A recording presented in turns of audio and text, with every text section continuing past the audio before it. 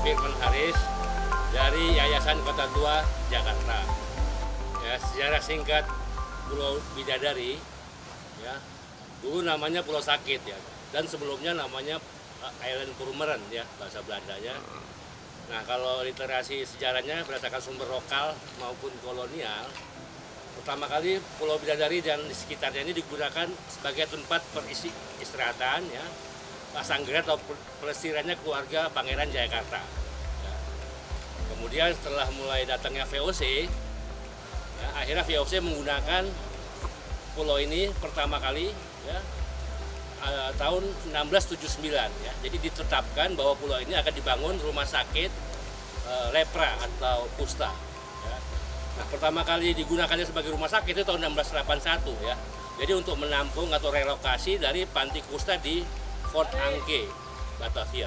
Ya, karena mungkin sudah memadai, akhirnya digunakanlah Purmerend ini sebagai rumah sakit kusta. Ya. Akhir abad ke-17 lebih kurang 200-an pasiennya, dan jumlah tertinggi pada tahun 1711 ya. Ada 410-an pasien kusta yang dirawat di rumah sakit ini dengan 2 orang dokter ahli dan 3 dokter bedah serta para perawat. Ya, jadi pertama kali digunakan sebagai pusat rehabilitasi kusta sampai tahun 1793 ya. Karena ada ancaman dari Inggris gitu ya. Jadi akhirnya pemerintah Batavia, pemerintah kota Batavia merelokasi lagi rumah sakit kusta ini ke daratan. Ya. Nah, yang menarik itu antara tahun 1800 sampai 1810 Pulau Bidadari ini dan pulau sekitarnya ada Ondrus, Cipir, Kelor itu digempur oleh armada laut Inggris ya. Kita tahu bersama bahwa tahun 1811 pemerintahan interim di mana pemerintahan kolonial berganti menjadi pemerintahan Inggris. Nah, yang menarik juga di pulau ini ada situsnya, ada benteng Mortello ya, peninggalan sistem pertahanan di Kepulauan Seribu ini ya, yang pusatnya di Ondrus. Jadi fungsi Pulau Bidadari adalah untuk menunjang sistem pertahanan di Pulau Ondrus sebagai pusat galangan dan pergudangan maupun angkatan laut. Ya. Dibangun 1850, 1878 benteng Mortello tidak digunakan lagi. Ya, jadi seperti itu. Kemudian kita tahu ya tahun 1883 Krakatau meletus. Ya. Jadi ada tsunami berdampak kepada Pulau Bidadari maupun pulau sekitarnya, rusak karena adanya gunung meletus ya, Krakatau. Saya rasa itu sejarah pentingnya. Ya.